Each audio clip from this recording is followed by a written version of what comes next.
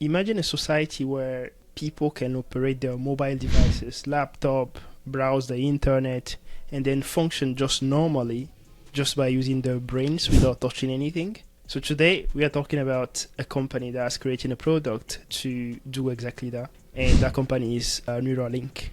Today we are going to be talking about Neuralink, and to guide our discussion, we are going to break, the whole thing down into two parts. So first we will talk about Neuralink, its product, so the chip N1, and the company as well. And then secondly, we will talk about the outlook of the brain chip market. So guys, as usual, like and comment, and also go follow us on all the streaming platforms.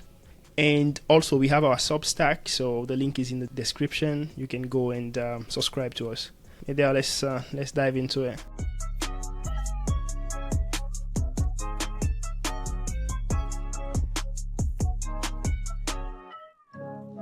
So have you seen the video that broke the internet just a few days ago? Yes, I have seen it. It was quite fantastic.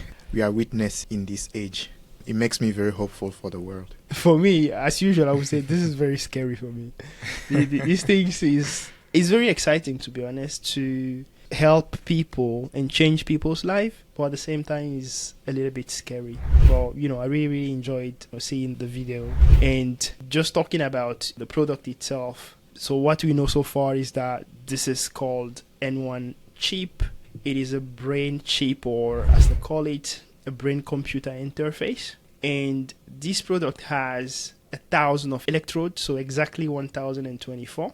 And then it's connected with few threads, so 64 threads. And it basically enables you to control a computer and the mobile devices, and that's making it very simple. That's what the product does, and you have to implant it, or they have to implant it in your brain, and the product will do exactly that, which is scary.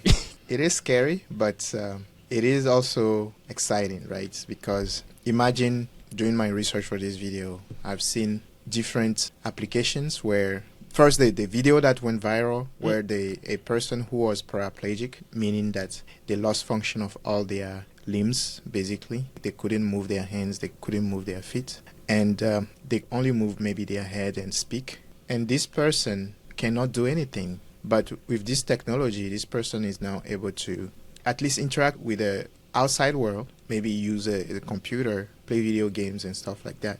This is very good for that person. There are millions of other people in the same conditions that don't even have this opportunity. Totally agree. I mean, the story is very fascinating, right? So the guy's name is Nolan, and Nolan injured his spinal cord during a diving exercise or activity a few years ago. And 6 months ago, he never heard of Neuralink before. He didn't know anything about this company. And then a friend of his just gave him a call, talking about the company, saying that they are launching a program now where they want to get people in so that they can test this product on them. And this friend actually was drunk, which goes to the point that, that friend of his helped him fill out the application. And he actually misspelled his name as well when filling the application, which is crazy. Yeah? And Nolan was basically saying that differentiate his application. He applied for the earliest possible spot to do the implant, to get the implant done. And really he was afraid as well and excited at the same time. And after the applications, I believe 5 months later, the implant was done. But at the same time, what we were seeing was that Neuralink was facing some backlash. And this was basically coming to Elon Musk, because people were saying that 1,500 animals were killed when he was testing the chips. And then fast forward in November last year, he tweeted saying that the chip is ready and they are ready for human test. And then in January, he said that one test was done and the implant was done. And then we didn't hear anything for like 3 months. And then the video just went boom viral. Yeah, which is quite interesting. It just tells you like that you have to take risk, and you have to be willing to do things that are difficult to do if you want to change the world and make humanity move forward. It's hard. It's difficult. It's not everyone can do it, basically. And we have to give it to Elon here for believing in this kind of dream and actually putting the money behind it. Because again, this science has been around. Not a lot of people or a lot of companies have tried to commercialize it or even made the research to get this far. Yeah. I'm just going to give 2 minutes summary of how this technology works. For this technology to work, basically, a chip or some device needs to be connected to your brain. And the way the brain works is that the brain has different parts, and in those different parts, each part has a role or a function. Some part of the brain is used for like doing just difficult processing, like thinking about problems and problem solving and stuff like that. Some other part is dedicated to feelings, taste, vision, and some part is dedicated to your movement, how you control your body, how you control most of the muscles in your body. And this is where the part of the brain that is dedicated to that is called the cortex, the motor cortex. And that's the part where the Neuralink team is focused on currently. And what happens is that our brains are filled with millions and billions of neurons. And these neurons, the way they behave is that they emit electric signals in our brain, which are interpreted, or these signals are sent to different organs or different muscles or different parts of our body to control it. The first thing that the Neuralink team had to do is to be able to determine or interpret all these signals. And by focusing on one area like the motor cortex, they were able to, through multiple trials, try to interpret those billions of signals that happen in that area of the brain. And basically translating those signals or trying to understand those signals and converting them from just signals to information. Basically, the way the brain controls your body, they were able to be the middleman and also tap into that information and understand it. And once they were able to do that, they came up with a device that has some sensors, which are the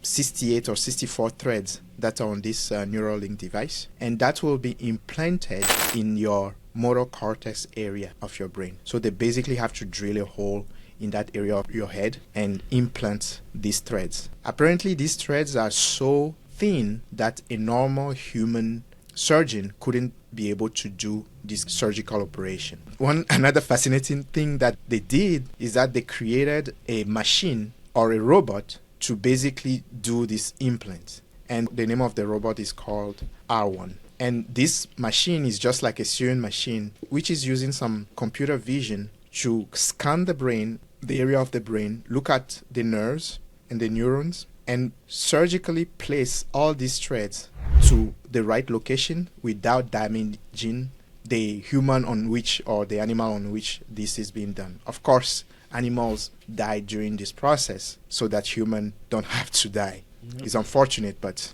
this is the price of innovation, I guess. And then once this is done, once the implant is successful, there is the device that is connected to these threads has a chip inside it, and it also has a Bluetooth interface. And basically, it's gonna interpret your brain signals, serialize them in some way, and send them over Bluetooth wirelessly.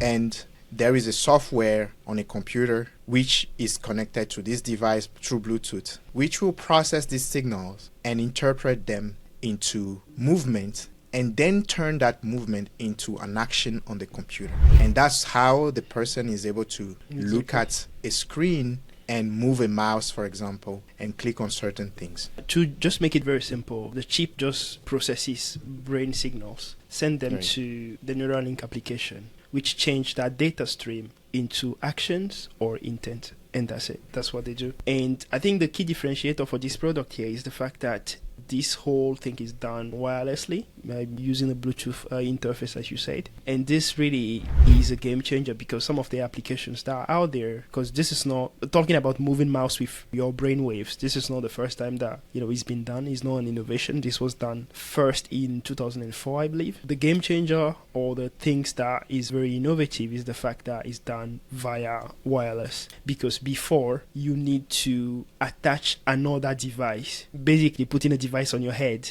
that will get that data and then transform that data into intent or action. So that's where this thing is very, Yeah, very definitely the form factor of this device is way smaller. You can, if you have a lot of hair, you can hide it, basically. In terms of, the implants, I believe that they are implanting it on top of the cortex, so that is not like too invasive. But yeah, I mean, that's it about, the product, right? Talking about the company itself, so far, this is what we know. Elon Musk, that's one of the five companies that he's running now. And this company was founded in 2016, valued, I think, 1 year ago at 3.5 billion, which is quite a lot, to be honest. And this is where it gets a little bit confusing for me, right? Because the company says that their aim is to, restore autonomy to individuals or people that have medical needs or that were affected by accidents, tetraplegics, quadriplegics, and all people that were badly injured. But at the same time, Elon Musk, he is saying that this product for him is to hang out sometimes with a super intelligent AI. And I was like, what is this guy talking about? I think there will be a lot of application for this in the future. And I can paint you a small picture here. I'm sure you've seen the G.I. Joe movie, for example, where some of these G.I. Joe soldiers will have body armor that enhance their strength. And using these body armors, you don't have any control with your mind, but you have to press buttons and maybe do some actions to control this to enhance your body. This is basically Neuralink, if it goes far enough where people who are not paraplegics can use it. This is one of the applications where you can literally have cyborgs, basically. Yeah. Humans with enhanced ability. And you'll see that around like cops, soldiers, mostly defense stuff. And there are other applications as well. Stuff like maybe operating some robots in a very difficult environment. Someone can be on Earth and be operating a robot on Mars or something like that. There are crazy applications that can be done here. It's not just like, right now they are building the interface for a computer. But imagine if you can basically take control. Let's say, and I'm painting very futuristic pictures here, but I'm sure all of you have seen the humanoid robot at Tesla. Imagine you have one of those at home and you can physically be at home while being somewhere. You have your Neuralink, you are connected to that robot, you can control the robot can take care of your dog. It's like you can be at two places at the same time. So these are the applications. Those are pretty cool ones. Since we are talking about movies, the movie analogy that I have is Professor X in X-Men, the guy that controls stuff with his brain, and that's pretty cool. And to be honest with you, this is like personal experience, by the way. I spent, I think, a year when I was doing my master's helping a guy that was quadriplegic. So it was in like a nursing home and those type of stuff. And bro, this thing is hard, man. People that have, that had accident and then suddenly their life just changed completely. It's very, very difficult. And being able to change those people's life, that will be very impactful. Let's talk now about the outlook of this product and then the outlook of the brain chips market.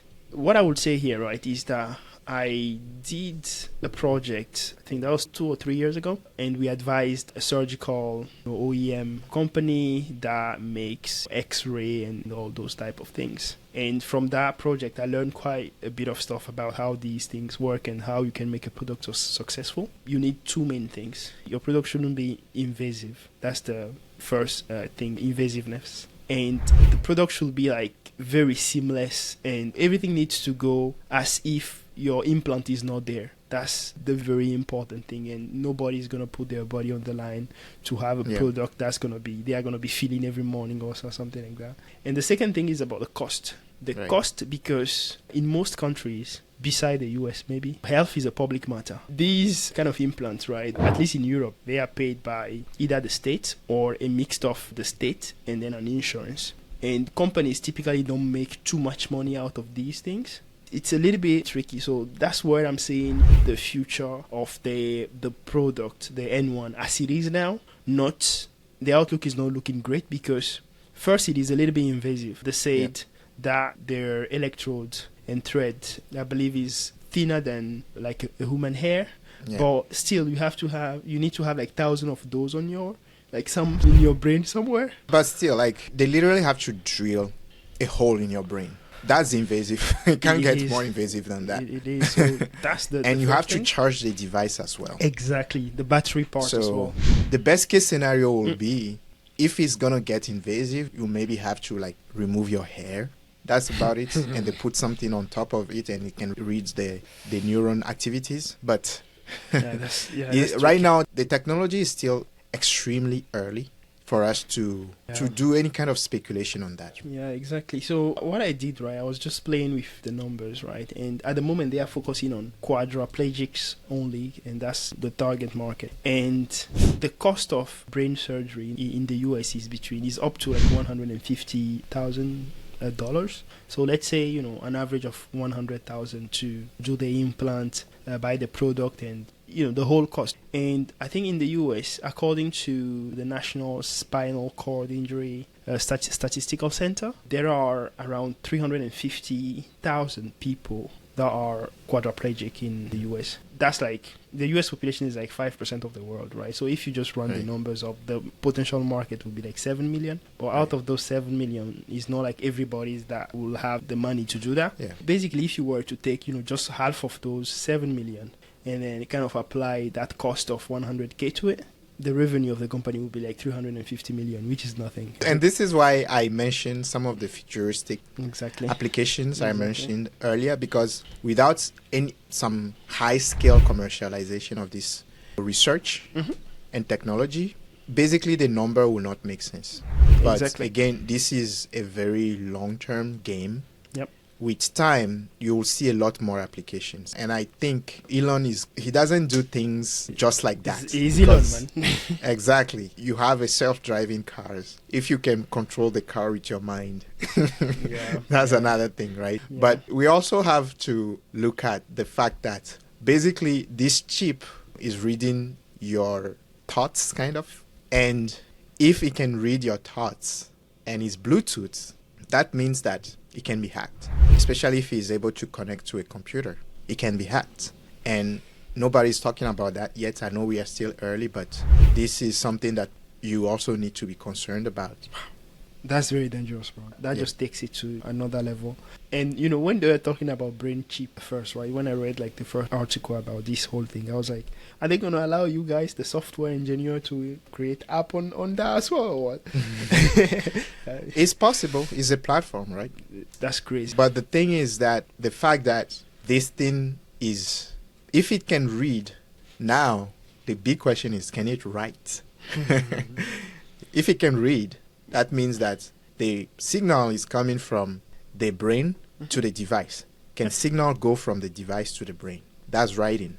Okay. And if it can write, it can do more damage than actually help you. Okay, that's actually quite interesting. When you say write, I thought about like writing, and I was going to say it goes to text as well.